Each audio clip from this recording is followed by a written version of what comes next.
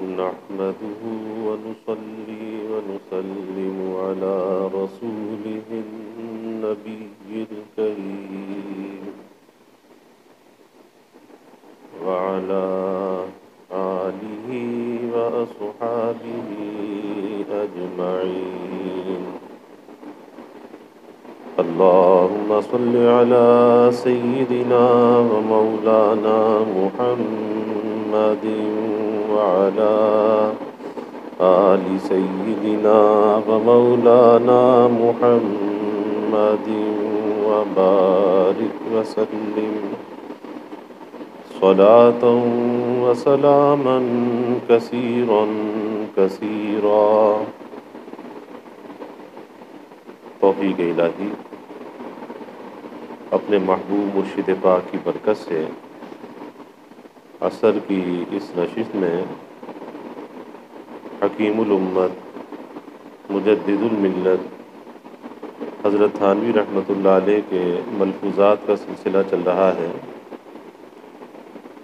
فرمایا کہ مجذوبین میں عقل گو نہیں ہوتی، لیکن جو کام ان کے سپرد کیا جاتا ہے اس میں عقل کی ضرورت نہیں ہوتی، اس لیے اس کو بخوبی انجام دیتے ہیں، کیونکہ ان کاموں کی انجام دہی کے لیے سلامت حواس کافی ہے. یعنی جو ان کی ذمہ داری ہے، جو ان کی ڈیوٹی ہے، اس کے لیے سلامت حواس کافی ہے. ان مجذوبین کی حالت مشابہ بچوں کے ہے جن میں حواس تو سلیم ہوتے ہیں لیکن عقل نہیں ہوتی. یہی وجہ ہے کہ سالکین مراتب میں مجذوبین سے افضل ہیں. سالک جو اللہ کی طرف اپنے سفر کو طے کرنے والا، سلوک کو طے کرنے والا، یہ اس مجذوب سے افضل ہے. ابھی اللہ تعالیٰ کا ایک نظام ہے کہ ایک تکوینی نظام ہے جو اس نظام کے ساتھ ساتھ چل رہا ہے. ایک تشریعی نظام ہے اور ایک تکوینی نظام ہے. اس تکوینی نظام کے لیے بہت سے لوگوں کی اللہ تعالیٰ ذمہ داری لگا دیتے ہیں، کچھ کام سپرد کر دیتے ہیں. اب جس کے جو سپرد کام کیا جاتا ہے وہ کام ایسا ہے کہ اس کے لیے عقل کی ضرورت نہیں ہے. یہی وجہ ہے کہ مجذوب میں جتنی عقل ہوتی ہے اتنا اس کا وہ مکلف بھی ہوتا ہے، کیونکہ آدمی کے اندر جتنا عقل ہوگا، جتنی شعور ہوگا، ویسا ہی مکلف بھی ہوگا. اگر ایک آدمی مجنون ہے، پاگل ہے، وہ مکلف بھی نہیں ہوگا. تو اسی طریقے سے مجذوبین کے اندر جتنی عقل ہے اتنے وہ مکلف ہیں، اور جتنی عقل ان کے پاس ہے ان کے کام کے لیے وہ کافی ہے. تو حضرت فرما رہے ہیں کہ مجذوبین میں عقل گو نہیں ہوتی، لیکن جو کام ان کے سپرد کیا جاتا ہے اس میں عقل کی ضرورت بھی نہیں ہوتی، اس لیے اس کام کو بخوبی انجام دیتے ہیں. یعنی من جانب اللہ تعالیٰ کا ایک نظام ہے کہ ان کے سپرد کوئی کام کر دیا، بس اس کام کے اندر وہ لگے ہوئے ہیں، اور وہ اسی ماحول کے اندر، اسی نظام کے اندر، اسی معاشرے کے اندر وہ لوگ موجود ہوتے ہیں، لیکن وہ پہچانے بھی نہیں جاتے. خال خال کہیں کوئی پہچان میں آ جاتا ہے تو پتہ چلتا ہے کہ ہاں یہ مجذوب ہے یا یہ تکوینی طور پر کسی ذمہ داری کو ادا کر رہا ہے، تو کہیں کہیں پہچان میں بھی آ جاتے ہیں. جیسے ایک واقعہ کتابوں میں آتا ہے کہ ایک مرتبہ دہلی کا نظام درم برم ہو گیا، تو کسی نے شاہ عبدالعزیز صاحب محدث دہلوی رحمۃ اللہ علیہ سے کہا کہ حضرت یہ دہلی کا نظام سارا درم برم ہو گیا ہے، آخر اس کی کیا وجہ ہے؟ فرمایا کہ جاؤ فلاں چاندنی چوک پر ایک شخص خربوزے بیچ رہا ہے، اس کو جا کے دیکھ لو، اس سے مل لو، تمہیں پتہ چل جائے گا کہ یہ نظام درم برم کیوں ہے. وہ شخص گیا، دیکھا کہ خربوزے والا کھڑا ہے، اس سے جا کے کہا کہ پہ خربوزہ لینا ہے لیکن کاٹ کر لوں گا، میٹھا لوں گا. اس نے کہا بہت اچھا.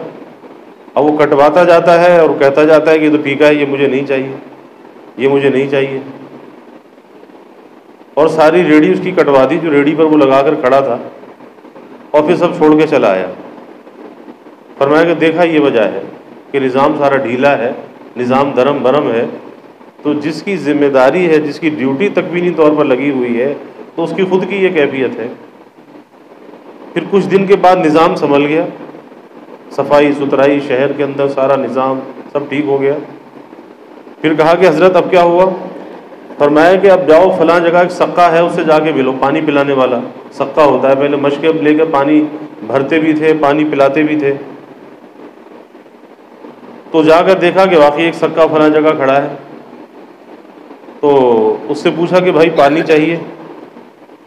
اس نے کہا کہ بھائی پانی تو پیسوں سے ملے گا، لاؤ پیسے دو تو پانی لے لو۔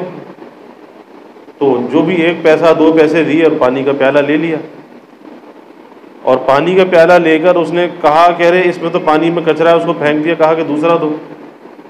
اس نے ایک تھپڑ لگایا، کہا کہ دوسرا پیسوں سے ملے گا، مفت نہیں ملے گا۔ تو سمجھ میں آ گئی کہ اب جس کے ذمے یہ تکوینی نظام ہے تو وہ خود جو ہے اس کے اندر اتنی انتظام موجود ہے کہ نظام بھی جو ہے وہ صحیح چل رہا ہے۔ لیکن ایسے لوگوں کے پیچھے جانا نہیں چاہیے۔ بہت سے لوگ جو ہیں وہ اس چکر میں ایسے لوگوں کے پیچھے چلے جاتے ہیں کہ شاید ان سے ہمیں کچھ مل جائے، ان کی کوئی دعا لگ جائے، ان سے کوئی وظیفہ مل جائے، اور ان کی زبان سے اگر کوئی بات نکل جائے تو شاید ہمارا کوئی کام بن جائے۔ تو حضرت تھانوی رحمۃ اللہ علیہ فرماتے تھے کہ بھائی ان کی زبان سے وہی نکلتا ہے جو اللہ تعالیٰ ان سے کہلواتے ہیں، اور جو ہونا ہوتا ہے اگر ان کی زبان سے نہ بھی نکلے تو ویسا ہی ہوگا، تو ان کے کہنے سے کیا فرق پڑا؟ اس لیے اصل چیز جو ہے وہ ہمارے لیے شریعت ہے، شریعت کی تابع داری ہے، شریعت کی غلامی ہے، کہ اپنی زندگی کو شریعت کے تابع گزارنا چاہیے۔ کیونکہ بہت سے لوگ ہیں وہ ایسے لوگوں کے پیچھے گھومتے پھرتے ہیں، اور اب اس میں بعض ایسے بھی ہوتے ہیں کہ جن کی زندگیاں فسق و فجور کی زندگیاں، ننگ دھڑنگ، نہ لباس ہے نہ کچھ ہے، اور نشے کے عادی ہیں، اور لوگ کہہ رہے جی یہ تو بڑا پہنچا ہوا ہے، یہ تو بڑا پہنچا ہوا ہے، اور جا کے خدمتیں بھی کر رہے ہیں، اور پھر انعامی بانڈ کے نمبر بھی پوچھ رہے ہیں، اور پرچیوں کے نمبر بھی پوچھ رہے ہیں، سمجھے؟ کوئی جوا کھیل رہا ہے تو جوئے کے نمبر بھی پوچھ رہے ہیں۔ تو وہ کیسا، وہ اللہ والا کیسے ہو سکتا ہے جس کی زندگی خود شریعت کے خلاف ہے؟ لیکن لوگ ایسوں کے معتقد ہو جاتے ہیں، جس نے کبھی زندگی میں نماز نہ پڑھی ہو، اور اگر کوئی کہے کہ بھائی نماز نہیں پڑھتے، کہا کہ ہم تو بیت اللہ میں جا کے نماز پڑھتے ہیں، ہم تو بیت اللہ میں جا کے نماز پڑھتے ہیں۔ تو جو نماز نہ پڑھے، جس کی زندگی شریعت کے خلاف ہو، اور لوگ ایسوں کے معتقد ہوں کہ جی بڑا پہنچا ہوا ہے، بڑا پہنچا ہوا ہے، تو جنید بغدادی رحمۃ اللہ علیہ فرماتے تھے کہ ہاں بھائی پہنچا ہوا ہے، واصل ہے، لیکن واصل فی الجہنم ہے، یعنی جہنم میں یہ پہنچا ہوا ہے۔ پہنچا ہوا تو ہے لیکن کہاں پہنچا ہوا ہے؟ جہنم میں یہ پہنچا ہوا ہے۔ اس لیے آسان سی بات یہ ہے کہ شریعت کی رہنمائی کرنے والے علماء کرام موجود ہیں، اور کسی کو اگر رہنمائی چاہیے تو علماء سے رہنمائی لے، اور علماء کی رہنمائی میں اپنے زندگی کے سفر کو طے کرے، اپنے معاملات کو ان سے پوچھ کر جو ہے وہ آگے بڑھائے۔ لوگوں کے ذہن میں کیا ہوتا ہے؟ لوگوں کے ذہن میں آج ایک بہت بڑا مرض ہے شارٹ کٹ، کہ بس محنت کچھ نہ کرنی پڑے، کسی درویش کی، کسی مجذوب کی کوئی دعا لگ جائے، کوئی اس کی توجہ حاصل ہو جائے، اور بس اس کے بعد میرا کام بن جائے، کوئی خزانہ مجھے مل جائے، کوئی زمین کو خزانہ اگل دے، کوئی بہت بڑا کاروبار مجھے مل جائے، بڑی فیکٹری مجھے مل جائے، بڑا کوئی مکان، بڑی جائیداد مجھے مل جائے، بڑی جاگیر مجھے مل جائے، تو یاد رکھیے کہ سب دھوکے کی باتیں ہیں۔ اللہ تعالیٰ نے دنیا کو اسباب کے ساتھ مسبب کیا ہے۔ جب انسان صحیح اسباب کو اختیار کرتا ہے، صحیح کوشش کرتا ہے، اللہ تعالیٰ اس میں برکت ڈالتا ہے۔ انسان کی اگر نیت صحیح ہے، اس کا ارادہ صحیح ہے، حلال ذریعے سے وہ کچھ کرنا چاہتا ہے، تو آہستہ آہستہ جو ہے ایک اصول ہے کہ ایک آدمی اگر کوئی بیج ڈالتا ہے تو ایک چھوٹی سی کومپل ظاہر ہوتی ہے، پھر آہستہ آہستہ جب اس کی حفاظت کرتا ہے، اس کی آبیاری کرتا ہے، تو وہ چھوٹا سا پودا بن جاتا ہے، اور پھر آہستہ آہستہ وہ ایک درخت بھی بن جاتا ہے، پھل بھی دینے لگتا ہے۔ لیکن اس سارے عمل کے اندر کچھ وقت تو صرف ہوتا ہے، اچانک سے تو سب کچھ نہیں ہو جاتا۔ اسی طریقے سے انسان کی زندگی کی ترقی کا سفر ہے، رفتہ رفتہ ہوتا ہے، آہستہ آہستہ ہوتا ہے۔ اور غیر محسوس انداز کے اندر ہوتا ہے کہ اسے یہ محسوس نہیں ہوتا لیکن ترقی ہو رہی ہوتی ہے. اب اسے کیا چاہیے کہ مستقل مزاجی کے ساتھ استقامت کے ساتھ وہ لگا رہے بالآخر اس کی برکت ظاہر ہو جائے گی. جیسے ایک چھوٹا بچہ، ایک نومولود بچہ، کوئی روز اگر اس کو ناپ کر دیکھے یہ تو اتنا ہی ہے جتنا کل تھا اتنا آج ہے، یہ تو بڑا نہیں ہو رہا، تو حقیقت یہ کہ وہ بڑا ہو رہا ہے، آپ کو محسوس نہیں ہو رہا، وہ ترقی کر رہا ہے. اسی طرح سے چاہے دنیا کے اعتبار سے ہو، دین کے اعتبار سے ہو، اگر انسان صحیح کوشش میں لگا ہوا ہے تو وہ ترقی کرتا ہے، ضرور کرتا ہے. اور یہ بات ذہن میں رکھنی چاہیے کہ کبھی ایسے راستوں کو اختیار نہیں کرنا چاہیے کہ جو انسان کے لیے گمراہی کا، ضلالت کا ذریعہ بن جائے. اب بہت سے لوگ ایسے ہیں کہتے جی ہم تو قلندر ہیں. اور بھائی قلندر ہو تو نماز کیوں نہیں پڑھتے؟ کہا کہ نماز کا جو مقصد ہے وہ تو اللہ کی یاد ہے نا. تو نماز تو اللہ کی یاد کے لیے ہے، اور اللہ کی یاد تو ہمارے دل کے اندر موجود ہے، اور جب دل میں اللہ کی یاد موجود ہے تو نماز کی کیا ضرورت ہے؟ اب بتائیے جو خود گمراہ ہے وہ کسی کو کیا ہدایت کر سکتا ہے کہ جب نماز انبیاء کو معاف نہ ہوئی، صحابہ کو معاف نہ ہوئی، اولیاء کو معاف نہ ہوئی، اس کو معاف ہو گئی، اور یہ خالی دل میں اللہ کی یاد لے کر بیٹھا ہوا ہے. تو یہ کیسی اللہ کی یاد ہے کہ جو اس کو نماز نہیں پڑھنے دیتی؟ کہ مقصد یہ ہے کہ اللہ کی یاد، اور وہ یاد دل کے اندر موجود ہے. تو ایسے لوگوں کے پیچھے نہیں جانا چاہیے، اس کے اندر سراسر گمراہی ہوتی ہے. لوگ مزاروں پہ جاتے ہیں، مزاروں پہ جا کر چلے کاٹتے ہیں اور وہاں پہ منتیں مانتے ہیں، مزار والے کے آگے سجدے کرتے ہیں. آپ اندازہ لگائیے کہ اپنے ایمان کو کیوں آدمی ضائع کرتا ہے. اللہ نے ایسی قابل قدر ایمان کی نعمت اور ایمان کی دولت عطا کی ہے، تو کیا یہ ایمان اس لیے ہے کہ ایسے قبروں میں جا کے ایمان کو ضائع کر دیا جائے، وہاں سجدے کر کے اپنے ایمان کو ضائع کر دیا جائے؟ جب سجدہ نبی کے لیے بھی نہیں ہے، آپ صلی اللہ علیہ وسلم سے کہا گیا کہ یہ قیصر و کسریٰ کے بادشاہ لوگ ان کو سجدہ کرتے ہیں، تو آپ تو اس کے زیادہ مستحق ہے کہ آپ کو سجدہ کیا جائے. آپ ہمیں اجازت دیں ہم آپ کو سجدہ کیا کریں. آپ نے فرمایا کہ نہیں، سجدہ جو ہے کسی انسان کے لیے، مخلوق کے لیے سجدہ نہیں ہے. اگر سجدے کی اجازت ہوتی یعنی ہمارے دین میں، ہماری شریعت میں، تو فرمایا کہ میں عورت کو حکم کرتا کہ اپنے شوہر کو سجدہ کرے.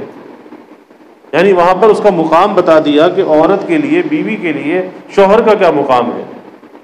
تو سجدہ نہیں ہے، لیکن مزاروں پر جا کر سجدے کرنا.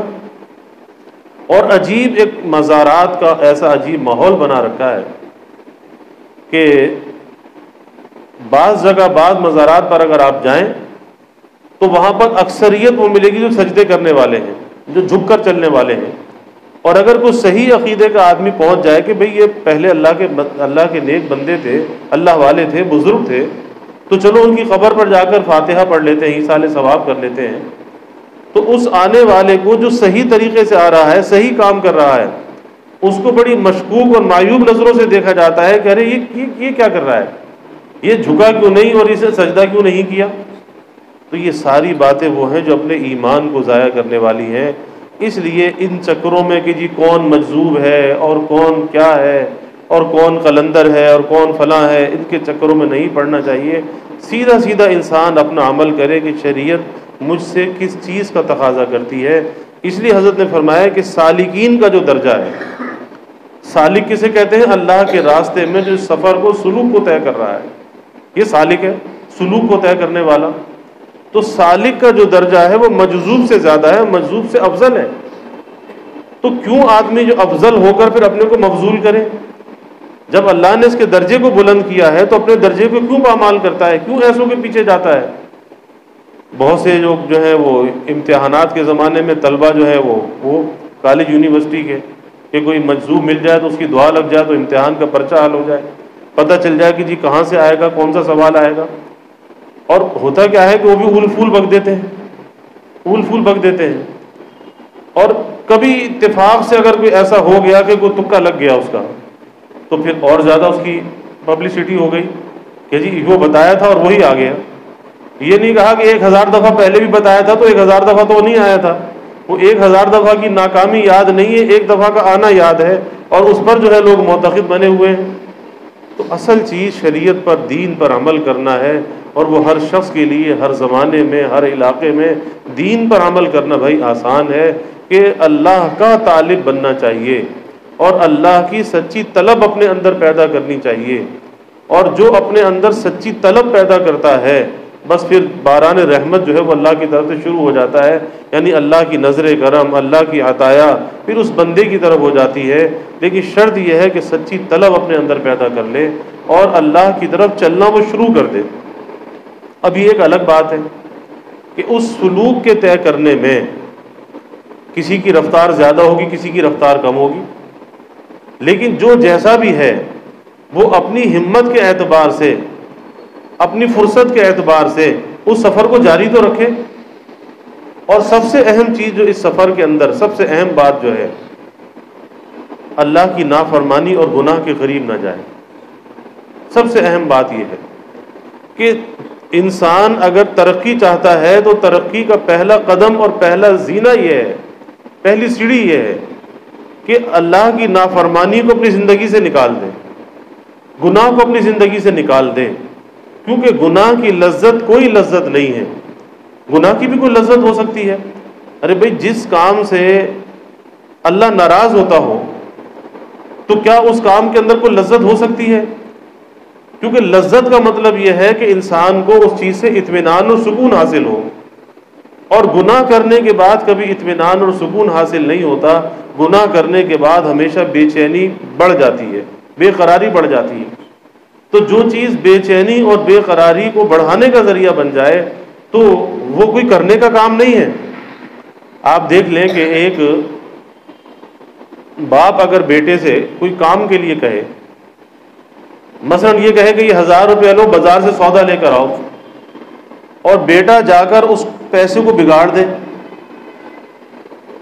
آپ اندازہ لگائیے کہ وہ باپ کا سامنا کیسے کرے گا. اس کو تو یہ ڈر ہوگا کہ گھر جاؤں گا تو باپ پوچھے گا کہ میں نے تجھے یہ پیسے دیے، تجھ سے سودا منگوایا، کوئی سامان منگوایا، وہ کہاں ہے؟ اب نہ سامان اس کے پاس ہے، نہ پیسہ اس کے پاس ہے. اسی طرح دنیا کے اندر ہم جو آئے ہیں، اللہ نے ہمیں وقت کا سرمایہ دیا ہے.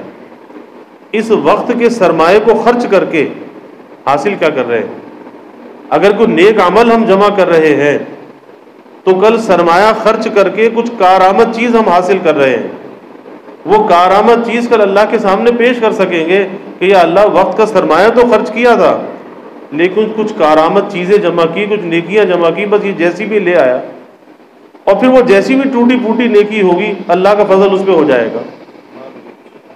لیکن اگر کوئی وقت کا سرمایہ تو خرچ کرے اور ہو رہا ہے اور اس کو روک بھی نہیں سکتا، قابو میں بھی نہیں ہے، اور کوئی کارآمد چیز بھی جمع نہ کرے، اس کو ضائع کر دے، تو جیسے وہ بیٹا باپ کا سامنا نہیں کر سکتا تو یہ بندہ اللہ کا سامنا کیسے کرے گا؟ اس لیے اللہ کے سامنے پیش ہونے کو، اس پیشی کو ہمیشہ یاد رکھنا چاہیے. زندگی کسی کھیل کا نام نہیں ہے، زندگی کو تماشا نہیں ہے. یہ زندگی بہت قیمتی ایک اللہ کی ایک عطیہ ہے، بہت قیمتی یہ تحفہ ہے، اور ایسی امانت یہ اللہ نے ہمارے سپرد کی ہے کہ اللہ اس کا حساب بھی لے گا. کیونکہ اس کے ہم مالک نہیں ہیں، ہماری ملک نہیں ہے کہ ہم جیسے چاہے زندگی کو گزاریں، جہاں چاہے زندگی کو گزار دیں اور پھر ہم سے کوئی سوال بھی نہ ہو. نہیں، سوال ہوگا، اور اس سوال کے بارے میں ہمیں سوچتے رہنا چاہیے کہ دنیا ہے، اس دنیا کے اندر بہت سی باتیں ہیں، دنیا کے اندر مادیت اور چمک بھی ہے، دنیا کے اندر شہوت اور لذت بھی ہے. تو بہت سی چیزیں ہیں جو انسان کو بہکاتی ہیں اور بھٹکاتی ہیں.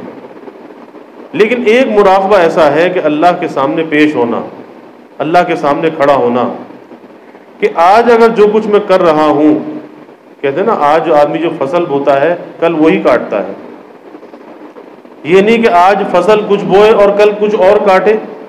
گندم از گندم برویت جو سے جو از مکافات عمل غافل مشو، کہ اگر بھائی گندم بوئے گا تو گندم کاٹے گا اور جو بوئے گا تو جو کاٹے گا. یہ نہیں ہے کہ جو بونے کے بعد امید رکھے کہ گندم کی فصل ملے گی. تو آج جو کر رہا ہے، جو بو رہا ہے، کل وہی تو کاٹے گا. اگر اچھا بو رہا ہے تو اچھا کاٹے گا، اور برا بو رہا ہے تو برا کاٹے گا. اور پھر جس قبر سے واسطہ پڑھنے والا ہے، اس قبر کے لیے اللہ کے حبیب صلی اللہ علیہ وسلم نے فرمایا، یہ جو تمہاری قبر ہے نا، یہ تمہارے اعمال کا صندوق ہے۔ ہم سمجھتے ہیں کہ دنیا کسی رنگ رلیوں کا نام ہے، کھیل تماشے کا نام ہے، تو آپ صلی اللہ علیہ وسلم فرماتے ہیں کہ یہ قبر تمہارے اعمال کا صندوق ہے، یعنی آدمی صندوق میں اپنا سامان جمع کرتا ہے نا، تو یہ دنیا کے اندر جو کچھ بھی ہم کر رہے ہیں، جیسا کچھ بھی سامان جمع کر رہے ہیں، وہ ہمارے قبر کے صندوق میں جمع ہو رہا ہے۔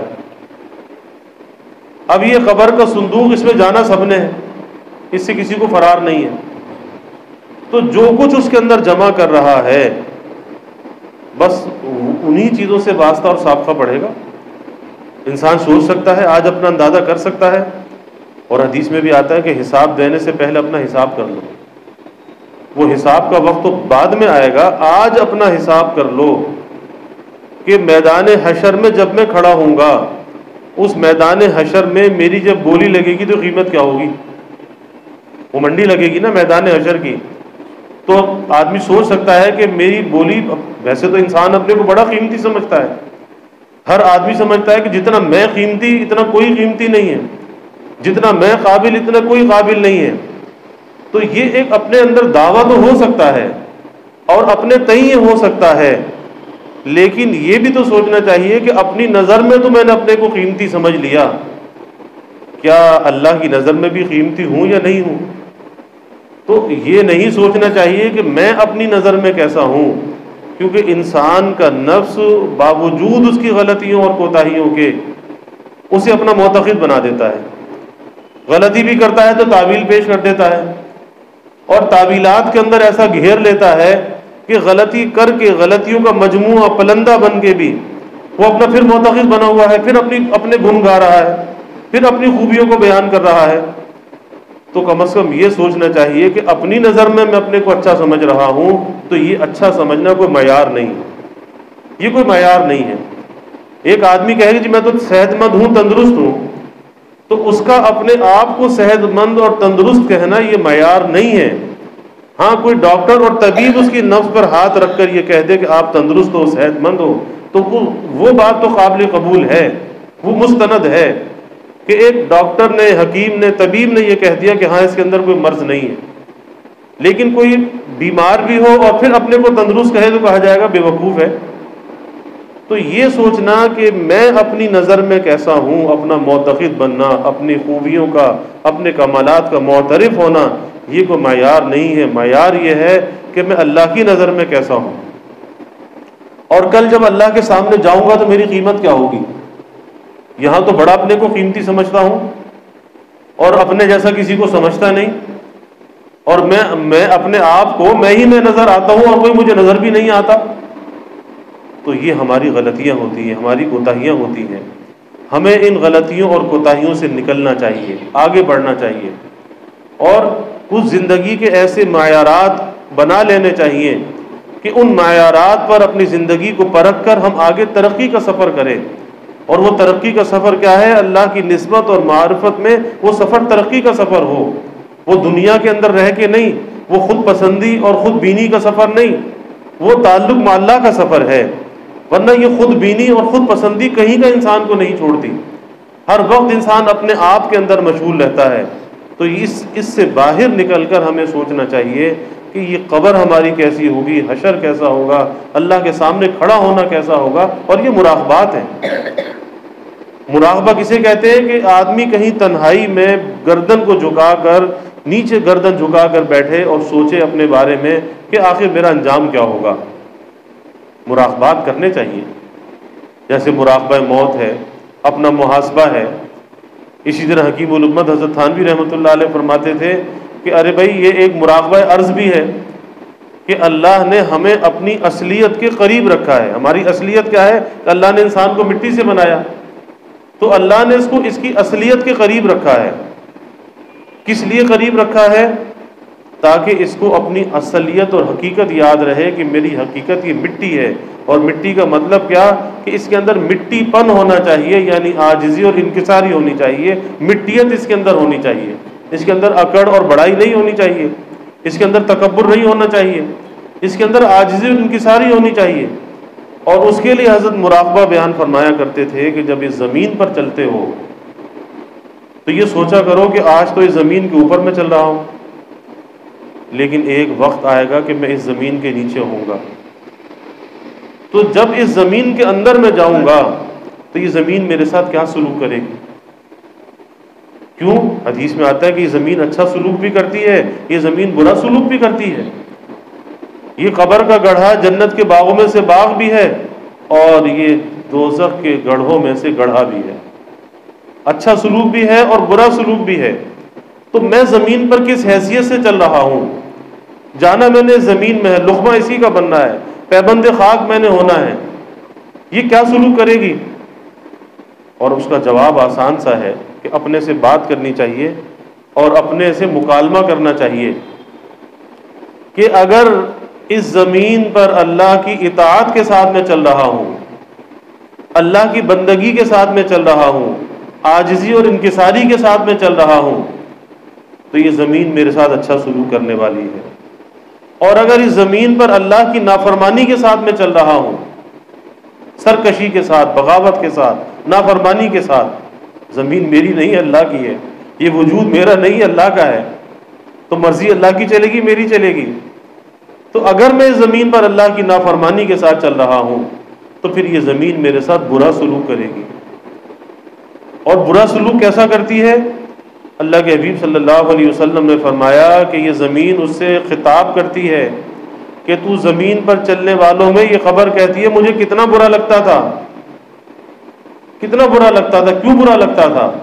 ہم سمجھتے ہیں کہ یہ زمین مردہ ہے، یہ زندہ ہے، اللہ کے نزدیک یہ زندہ ہے، ہمارے نزدیک یہ مردہ ہے، لیکن یہ زمین زندہ ہے، کہ یہ اس سے خطاب کر کے کہتی ہے کہ تو مجھے کتنا برا لگتا تھا، کیوں برا لگتا تھا؟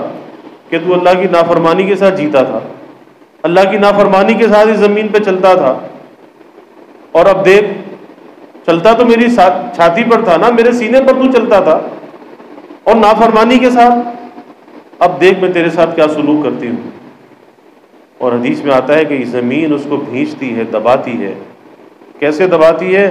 آپ صلی اللہ علیہ وسلم نے یہ ہاتھوں کی انگلیاں ایک ہاتھ کی دوسرے ہاتھ میں ڈالی، فرمایا کہ اس طریقے سے دائیں کی پسلی بائیں اور بائیں کی دائیں کو نکل جاتی ہے، یہ زمین ایسے بھینچتی ہے، ایسے دباتی ہے۔ اور پھر اس کی قبر کو عذاب کا گھر بنا دیا جاتا ہے، اندھیرے کا گھر بنا دیا جاتا ہے، اسے تنگ و تاریک کر دیا جاتا ہے۔ آپ اندازہ تو لگائیں کہ اچانک اگر رات کو لائٹ چلی جائے، اچھا بھلا آدمی گھبرا جاتا ہے کہ کچھ ہاتھ سے ہاتھ بھی دکھائی نہیں دیتا، اچھے بھلے گھر میں جہاں جس جگہ میں رہتے ہوئے انسان مانوس ہوتا ہے ان جگہوں سے گھبرا جاتا ہے، تو وہ خبر کا گڑھا وہاں پہ کون مونس ہوگا، کون ساتھی ہوگا؟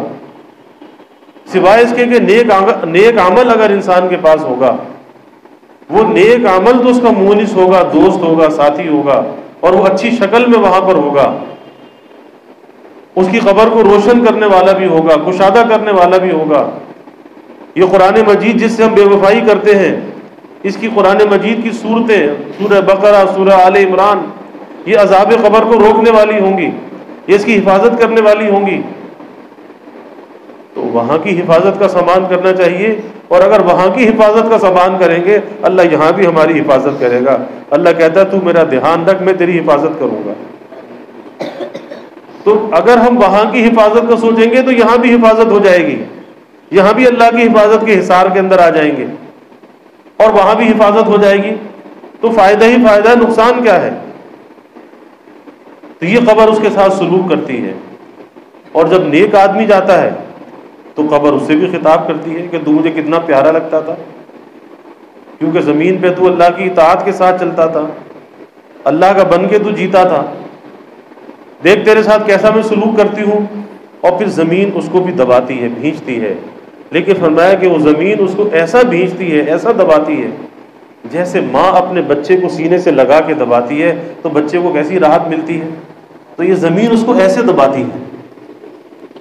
اور پھر اس کی قبر کو کشادہ کر دیا جاتا ہے، تا حد نگاہ کشادہ کر دیا جاتا ہے، اور اس کی قبر میں بستر جنت کا بچھا دیا جاتا ہے، اور فرشتے کہتے ہیں کہ سو جا، ایسے سو جا جیسے دلہن سوتی ہے، تو ایسے سو جا، کیونکہ تھکا تھکایا آیا ہے، بڑا مجاہدہ کیا، بڑی مشقت کی، نفس سے بھی لڑتا رہا، شیطان سے بھی لڑتا رہا، ماحول سے بھی لڑتا رہا، تو زندگی تو مجاہدے میں گزاری، جہاد میں گزاری۔ اور اصل جہاد تو یہی ہے کہ جو اپنے نفس کے ساتھ انسان کرے، اور جو اپنے نفس کے ساتھ جہاد نہیں کر سکتا وہ دشمن کے ساتھ کیا جہاد کرے گا؟ تو پہلا جہاد تو اپنے نفس کے ساتھ ہے کہ نفس کا مقابلہ۔ تو یہ اس لیے کہ تو تھکا تھکایا آیا ہے، کتنا تو مقابلہ کرتا رہا، ساری زندگی لڑتا رہا، اب تیرے آرام کا وقت ہے، اب تو سو جا، دلہن کی طرح سے سو جا۔ اور پھر کتنا زمانہ ہے، قیامت کب آئے گی، کب قبروں سے انسان نکلیں گے، وہ زمانہ ایسے گزر جائے گا کہ پتہ بھی نہیں چلے گا کہ کیسے گزر گیا۔ تو بھائی انجام کو سوچنا چاہیے، انجام کو سوچنا چاہیے۔ میں اس پر عرض کر رہا تھا کہ آج لوگ جو ہیں وہ شارٹ کٹ کے پیچھے بھاگتے ہیں کہ بس کہیں زمین سے کوئی خزانہ مل جائے، کہیں درختوں سے کچھ مل جائے، کسی کے تعویذ سے کام ہو جائے، کسی مجذوب کی دعا لگ جائے، کسی مجذوب سے کوئی نمبر مل جائے تو پرائز باؤنڈ کھل جائے۔ یہ سب شارٹ کٹ ہے، یہ غلط ہے۔ جو کرنے کا کام ہے وہ کام کرو۔ اصل ہماری رہبر و رہنما شریعت ہے، اور وہ شریعت کی رہنمائی کرنے والے علماء اکرام ہیں، ان کے دامن سے وابستہ رہو۔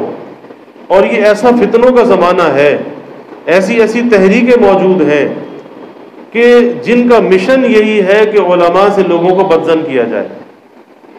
اور جس جگہ پر یہ بات انسان دیکھے کہ کوئی عالم کی برائی کر رہا ہے، عالم کو برا کہہ رہا ہے، سمجھ جاؤ کہ دین دشمن ہے، اس سے دور بھاگو، کیونکہ عالم تو نبی کا نائب ہے، اور اس کی برائی کرنے والا، اس سے بدظن کرنے والا، اس کا مطلب یہ ہے کہ جو علماء ہمارے محافظ ہیں، ہمارے ایمانوں کے محافظ ہیں، اور مدارس ہمارے ایمانوں کی حفاظت کے قلعے ہیں، جو اس حفاظت کے قلعے سے ہمیں دور کر رہا ہے، اس حصار سے ہمیں نکال رہا ہے، وہ ہمارا دوست کیسے ہو سکتا ہے؟ وہ تو دشمن ہے، ان سے تو دور بھاگنا چاہیے۔ اور باطل کی سب سے پہلی کوشش یہی ہوتی ہے، سب سے پہلی کوشش علماء سے بدظن کر دیا جائے، علماء سے دور کر دیا جائے۔ ٹھیک ہے، اچھے برے ہر جگہ پہ ہوتے ہیں، لیکن کسی ایک کی غلطی کی وجہ سے سب کو برا کہہ دینا، یہ کون سی انسانیت کی بات ہے؟ اور پھر اگر عالم کوئی غلطی کرتا ہے تو عالم توبہ کرنا بھی ہم سے اچھی جانتا ہے، اس لیے غیر عالم کو یہ حق نہیں کہ وہ کسی عالم کو برا کہے، کیونکہ وہ توبہ کرنا بھی اچھی جانتا ہے۔ ابھی ڈاکٹر کوئی بد پرہیزی کرتا ہے، لیکن مریض اگر کوئی جائے گا اسے دوا تو صحیح بتائے گا، اس کی بد پرہیزی اس کا معاملہ ہے۔ تو اس لیے جہاں پر یہ بات ہو کہ علماء سے بدظن کیا جاتا ہو، سمجھ لو کہ یہ دین دشمن ہے، پھر ایسے لوگوں سے دور ہو جانا چاہیے۔ اور آج یہ تحریکیں جو ہیں وہ عروج پر ہیں، اور اس میں یہ میڈیا کا کردار بہت زیادہ ہے، الیکٹرانک میڈیا، سوشل میڈیا، دونوں اس کے اندر پیش ہیں۔ اور الیکٹرانک میڈیا سے زیادہ سوشل میڈیا آج خطرناک ہے، کیونکہ آج ہر جیب کے اندر موجود ہے، اور لوگوں کو دین کی اتنی معلومات ہے نہیں، علماء کی صحبت میں بیٹھتے نہیں، نیک لوگوں کے پاس جاتے نہیں، ذکر اذکار اور معمولات کی پابندی نہیں، بس ایسی ویسی چیزیں دیکھنے میں لگے ہوئے ہیں، رات دن جو ہے وہ سن بھی رہے، پڑھ بھی رہے، دیکھ بھی رہے، اور اپنے وقت کا کتنا بڑا یہ سرمایہ، جو وقت کا قیمتی سرمایہ، اسے کہاں پر ضائع کر رہے ہیں؟ سوشل میڈیا کے دیکھنے میں، سننے میں، پڑھنے میں۔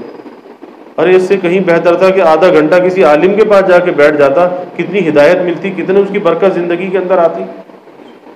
گھنٹوں برباد کر دیتے ہیں۔ تو جو چیز انسان دیکھ رہا ہے، سن رہا ہے، پڑھ رہا ہے، وہ خالی نہیں ہے، اس کے اثرات رہ جاتے ہیں، وہ چیزیں اپنے اثرات چھوڑتی ہیں۔ اچھی چیز اپنا اچھا اثر چھوڑتی ہے، اور بری چیز اپنا برا اثر چھوڑتی ہے۔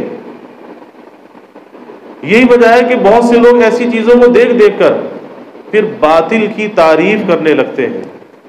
وہ لوگ کہ جن کو علماء نے جن پر نکیر کی ہے، کہ بھئی ایک ڈاکٹر کسی ڈاکٹر پہ نکیر کر سکتا ہے، علماء جانتے ہیں کہ کیا حق ہے اور کیا باطل ہے، ہمیں تو نہیں معلوم نا، تو ہمارے لیے تو ایک ہی راستہ ہے کہ علماء کی تقلید کریں، ان کے پیچھے لگ جائیں، جس کو وہ کہیں صحیح ہمارے نزدیک بھی صحیح۔ لیکن اگر ہم خود تحقیق کرنے لگے تو بہک جائیں گے، کیونکہ یہ تحقیق کرنا یہ ہمارا کام نہیں ہے، ہمارا کام تو تقلید ہے، تحقیق تو علماء کا کام ہے۔ اب لوگوں کی یہ کیفیت ہے، کہتے ہیں کہ جی وہ فلاں آدمی تو بڑا اچھا، اس کے بیانات تو بڑے اچھے، تو پھر یہ علماء سے برا کیوں کہتے ہیں؟ تو علماء کو پتا ہے کہ اس نے بعض باتیں ایسی کی ہیں کہ جس سے شریعت کے اندر جن باتوں سے ٹکراؤ پیدا ہوتا ہے، جو ہمارے بنیادی عقائد کے خلاف وہ باتیں ہیں، اس لیے علماء نے ان کا رد کیا ہے۔ تو ہمیں تو اپنے علماء کے پیچھے لگنا چاہیے، ہم تحقیق کے اندر کیوں پڑھیں؟ ارے بھائی جسے پکی پکائی ملتی ہو وہ پکانے کی فکر کیوں کریں؟ جب یہ علماء موجود ہیں، پکی پکائی ہمیں کھلا رہے ہیں، تو پھر ہمیں کیا ضرورت ہے ہم محنت کریں اور پکانے کی کوشش کریں اور ہم اس میں کامیاب بھی نہ ہو، ناکام ہو جائیں؟ اس لیے بھائی علماء سے مضبوط اپنا تعلق رکھنا چاہیے، اور یہ وقت کا تقاضا بھی ہے کہ اگر ہم اپنے ایمان کی حفاظت چاہتے ہیں، ایمان کی خیر چاہتے ہیں اور باطل کی سازشوں سے بچنا چاہتے ہیں، تو اس سوشل میڈیا کی لعنت سے جتنا بچیں اتنا اچھا ہے۔